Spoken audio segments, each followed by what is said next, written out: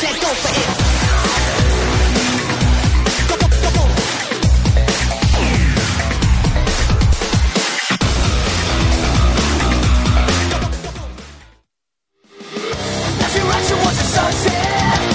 Every day is like another eternity. We took everything we came for, and we left behind the fucking catastrophe. Who would have known it would end up this way? Greetings from Seoul, Korea, and welcome to the GSL Code. I am Tasis. With me is Kelly. Kelly, how are you doing today? I'm good. I'm good, too. I cannot wait to cast these games today. I know that Artosis is supposed to be casting Code, but Again? This is a true story. It's so sad. Artosis is actually, as we speak, having a tooth removed from his mouth. And this is not me trying to be funny. He is literally at the dentist right now. Something happened. He broke a tooth in the back of his mouth. I'm telling you, Artosis will say anything to get out. I don't know what to say. I feel bad because this guy's already been sick for like a week. And now he's actually, I think he's going to be high on painkillers when we cast Code tomorrow. We're going to have to find out. But that's not a joke that he is getting a tooth removed right now. This was an unexpected thing, so please wish him well. It's me again. This is my third Code in a row, but I'm happy to be here. I'm excited. We got some non-Koreans, not just casting, playing the game. Moonglade. Moonglade! I know. It's going to be so good. I cannot wait. Briefly, let me just say, we're going to start our games off today with TSL Rain against Yeah. That's his ID is Yeah. He likes Usher. Yeah. Yeah. Yeah. You know, it's going to be weird when we get into a battle.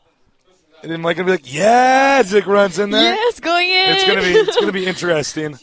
By the way, special thanks to our sponsors at Intel and G-Skill, because without sponsorship, events like this wouldn't be possible. Money makes the world go round. That's why I have people like Nest Tier Ballers, 30-year-olds that have $86,000. Enough about that, though. Let's take a look at the previous match results. We'll throw those up on screen for you. For GSL Code round of 32, day 2 we had SD Virus 2-1 FX Foxmoon, and he advances to the round of 16. Gunzi 2-0 Liquid Hay Pro. Xenix Coca 2-0 STAs, and Linux for you 2-0 Slayer as Yu-Gi-Oh! Slayer's Yu-Gi-Oh! Out. Kind of sad. Now let's go ahead and go on to today's matches. For the Code day 3, this is round of 32, we have TSL Rain versus Yeah. FXO Moonglade versus Xanax Jun. I am Junwei versus Slayer's Alicia. OGS Supernova versus SD Squirtle. Squirtle. We had some Pokemon references in here today. By the way, in case you guys haven't noticed, all the IDs have been in English. That was a decision by all of our pro gamers here. They're big fans of the international community. Now that they've seen, how popular it is, not just in Korea. So they made all their IDs into English for the fans, so it would make a little bit more sense when we're doing it, so we wouldn't have some Hangul on the screen and stuff like that. So that's for you guys. For you. And if there's somebody next to you, you too. Because we love you at GOM TV. The pro gamers love you. And we love spreading the word of esports. So it's a real treat to be down here. Kelly, you've been in Korea for maybe a week. Are you enjoying yourself? Yeah, but yeah. I think you were saying yeah. Yeah. But yeah. Yeah. No, it's have you enjoyed the food? I know you haven't been able to go out that much because you've been in the studio. I kind of eat the same thing every day. Have you gotten to get much Korean food? It's pizza or Korean BBQ. Korean BBQ is good. It is so good. It is good, but if you eat it 2 times a day every day. Well, that is a lot of Korean barbecue. That is a lot. But it's still good. It is still good. Yeah. If you want a tip, when I first came to Korea, I ate a little bit of kimchi every day. I didn't like it at first. I love kimchi. You love kimchi already? Oh, well, you don't even need this advice. You're not a noob. I ate a little bit of that every day until eventually I got acclimated. And then I'm like, oh, this is really good. Now I eat it all the time, getting acquainted with different cultures. Our first matchup is going to be Rain against Yeah. Now, Rain, we all know Rain. He got to the finals of Season 3, losing to OGSMC pretty badly. It's kind of weird because he's gotten to the finals and since then has plummeted down to Code A. Yeah. I don't think we've seen anybody get so far and fall so deep in the back of the tournament. If Rain loses this, and we might see if that happens as the countdown started, Rain will actually be out of televised StarCraft 2. Go ahead. Sorry, yeah. Yeah, we'll be out of GSL. I know. WTF. OMG. Well, can't believe it. He has to have a good fight for this. Yeah. And our games are loading. So, yeah, against Rain here at the GSL. Again, we're, of course, as I always say, but I feel the need to reiterate because we have new viewers. This broadcast is laced in with the Korean broadcast, so their broadcast takes priority, so we won't start until they've wound it up. But I assure you that's pretty soon because the game is now loaded. And momentarily we're going to get this underway. Here at the GSL with Tasis and Kelly, casting Code A. Code A, of course, you're trying to get into Code S and stay there.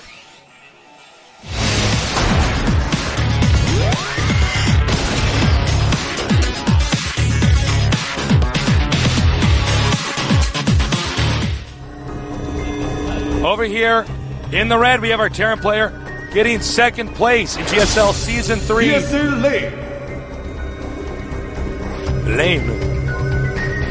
Rain. And again, a lot on the line for him right now. His coach down here, possibly biting his nails, really hoping that he's going to see his players stay in this. Again, nobody gets this far and then falls this deep into the back of the tournament. He could fade away into obscurity. So much on the line right now. Now to our blue Zerg. We don't know much about this guy. He's new to the GSL. His name is not No. In fact, it's Yeah. I like how that came up. It's like almost like it was in a rap song. Yeah. That's right. I kind of like that ID though. I guess you know TSL. What? Oh, go ahead. No, please. Well, I guess TSL Rain is really known for his all-in style. Oh yeah. Literally in his whole Code S, he has SCV all-in with Marines all the way, and he did that all the way until finals. Yeah. And nobody could stop it. I know. Like, I remember what? Kaz said, I'm like, oh, is this All in. I guess this is going to work again. I'm like, yeah. okay. No, you're like, I don't think you'll work again, and he does it, and he won. That was again. a funky season actually because he did a bunker rush against Nesty, which I think Archosis described quite well as watching it was kind of sad. He executed it well, but just seeing all the fans watch Nesty lose, he got flamed for it on the internet. Frankly, I don't think he should have because it's like you got to do what you got to do to win, man.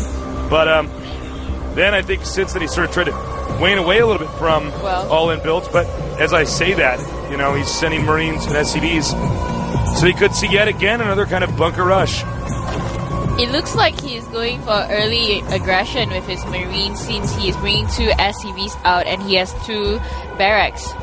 Yeah, sending those Marines down there, making the bunker. There you go.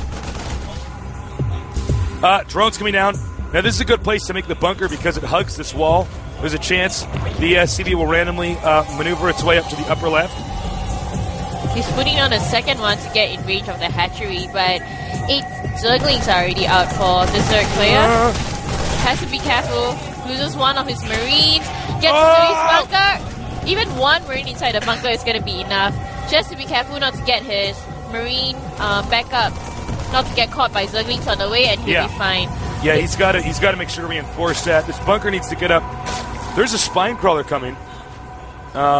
Let's see what happens, though.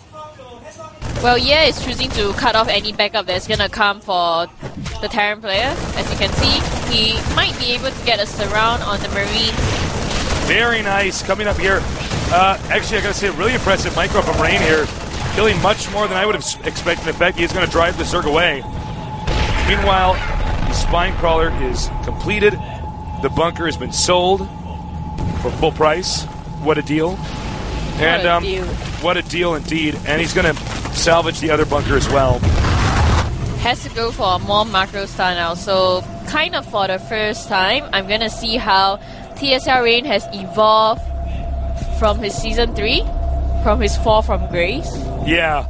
I mean, So far, it doesn't seem like he's evolved that much. I mean, he's still doing Marine bunker rushes, but I don't know. We'll see.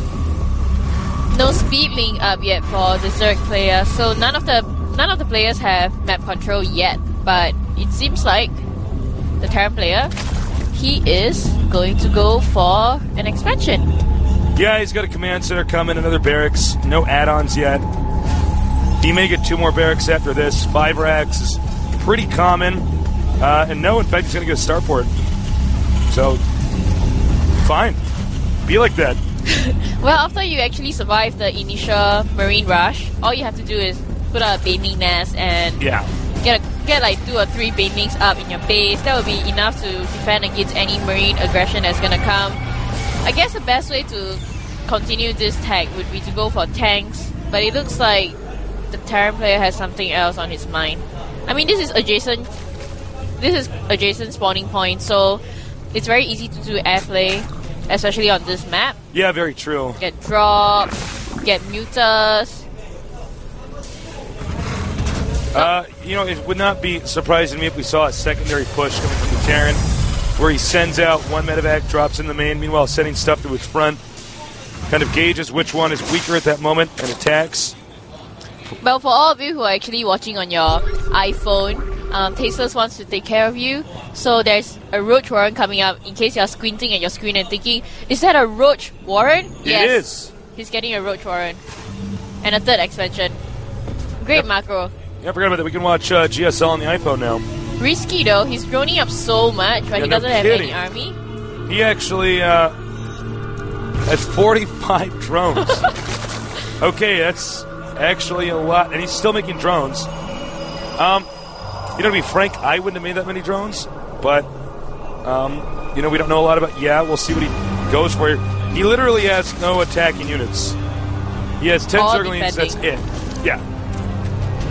Now, Terran, technically, if you wanted to, could attack and win, although I think most Terrans would never suspect our Zerg would drone this hardcore. He's gonna be a choke at his expansion. Yeah. So he's gonna fly his expansion up now. The Zerglings do see the couple of Marines that are there. Well, not a couple, a huge army of Marines that are there. And siege tanks are parked on top of the base on high ground. And siege mode is research. So we're gonna see pretty standard Marine tank coming from the Terran player. See how that works out for him. Zerg player is getting +1 for his speedlings, so we will definitely be seeing heavy speedling and baneling aggression from the Zerg player. No Spire up yet. This is normally the timing they get Spire, but he hasn't got it yet. Yeah, you're absolutely correct about that's when you get the Spire. Because you know what it is, actually, I just realized. His layer is so late because he made so many drones that it's not even done. So now the layer finishes, so now we should see a Spire. More drones on the way. And he's going to get Baneling speed. That's a good choice. Counters any Banelings. And as Tasteless was saying it, he decides to put up a Spire. SCV ready.